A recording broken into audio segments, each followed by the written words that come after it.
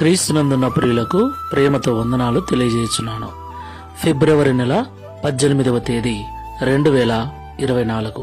ఈ రోజు దేవుడు మనకు చేస్తున్న వాగ్దానం ఏమిటనగా కీర్తనల గ్రంథము 103వ కీర్తన 6వ చరణం.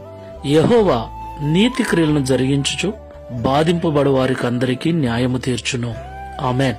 నా ప్రియమైన సహోదరి సహోదరులారా, మనం ఆరాధించేటువంటి దేవుడు న్యాయాధిపతి, సర్వాధికారి అని మనకు బాగా తెలుసు. నా ప్రియమైన సహోదరి సహోదరులారా, మనకు బాగా తెలుసు ఈ లోకంలో చెడ్డవారి కంటే మంచివారే ఎక్కువ కష్టపడుతున్నారు. చెడ్డవారి కంటే మంచివారే అన్ని విషయాలలో ఇబ్బందులకు గురవుతూ ఉన్నారు. అన్ని విషయాలలో లేమిని అనుభవిస్తున్నారు. మనకు తెలుసు మంచివారు అంటే ఎన్ని కష్టాలు వచ్చినా, ఎన్ని బాధలు వచ్చినా నీతి తప్పని మంచి ప్రవర్తన కలిగిన వారు అని అర్థం. మంచిగా బ్రతికే వారికి, నీతిగా జీవించే వారికి నిజముగా బాధలు ఎక్కువే.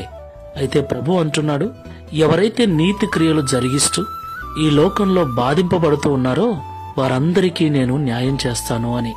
దేవునికి మహిమ కలుగును గాక. ఈ మాటలు వింటున్న ప్రియ సహోదరి సహోదరుడా, నువ్వు నీతిగానే ఉన్నావు, మంచిగానే ఉన్నావు. అయినా నీ మీద నిందలు, అవమానాలు, బాధలు నీకెదురవుతున్నాయి కదా. సూటిపోటి మాటలు ఎదుర్కొంటున్నావు కదా. ప్రభు అంటున్నాడు, నేను నీకు న్యాయం చేస్తాను, నిన్ను బాధించు వారి ఎదుట నిన్ను గొప్ప చేస్తానని వాగ్దానం చేస్తున్నాడు. కాబట్టి శుభప్రదమైన నిరీక్షణతో, ఓపికతో దేవుడు సహాయం చేయునంత వరకు నీతి క్రియలు జరిగిస్తూ ముందుకు వెళ్దాం.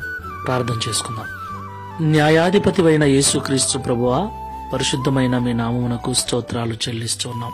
సర్వశక్తుడు న్యాయము తప్పడు అని పరిశుద్ధ గ్రంథంలో మేము చదువుకుంటూ ఉన్నాం. మీరు మాట ఇస్తే ఆ మాటను ఖచ్చితంగా నెరవేరుస్తారని కూడా మేము నమ్ముచూ ఉన్నాం. అవును తండ్రి, ఈ లోకంలో మేము ఎంత మంచిగా ఉండాలనుకుంటున్నామో, ఎంత నీతిగా బ్రతకాలనుకుంటున్నామో అన్ని బాధలు ఎదురవుతూ ఉన్నాయి, అన్ని నిందలు ఎదురవుతున్నాయి. కొన్నిసార్లు బాధేస్తుంది. అడ్డమైన పనులన్నీ చేస్తూ, నోటికొచ్చిన బూతులు మాట్లాడుతూ, క్రమము లేని అక్రమమైన బ్రతుకుల్లో బ్రతుకుతూ, ఏమాత్రము నీతి లేని జీవితాలు జీవిస్తున్న వారే మంచి హోదాలో ఉండటం చూస్తూ ఉన్నాం. నీతి కలిగి, భక్తి కలిగి, దైవభయం కలిగి బ్రతుకుతున్న వారు చాలా హీనస్థితిలో ఉండటం చూస్తూ ఉన్నాం. ఏది ఏమైనప్పటికీ నీతి క్రియలు జరిగిస్తూ ఒకవేళ బాధను అనుభవిస్తూ ఉంటే వారికి నేను న్యాయం చేస్తానని ఈ ఉదయకాల సమయంలో మాతో మాట్లాడినందుకు స్తోత్రాలు. ఈ ప్రార్థనలో ఏకీభిస్తున్న ప్రియులను జ్ఞాపకం చేసుకోండి. ఇంటిలోను, సంఘములోను, సమాజములోను, ఉద్యోగం చేసే చోట, వ్యాపారం చేసే చోట నీతిగా ఉంటూ, యథార్థంగా ఉంటూ, మంచి ప్రవర్తన కలిగి నడుచుకుంటున్నా కూడా బాధలు, నిందలు, అవమానాలు, అపనిందలు కలిగి ఇబ్బందిని అనుభవిస్తూ ఉంటే వారిని జ్ఞాపకం చేసుకోండి.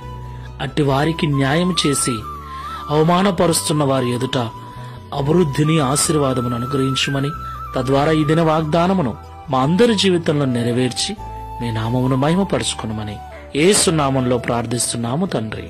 Amen. Praise the Lord. God bless you.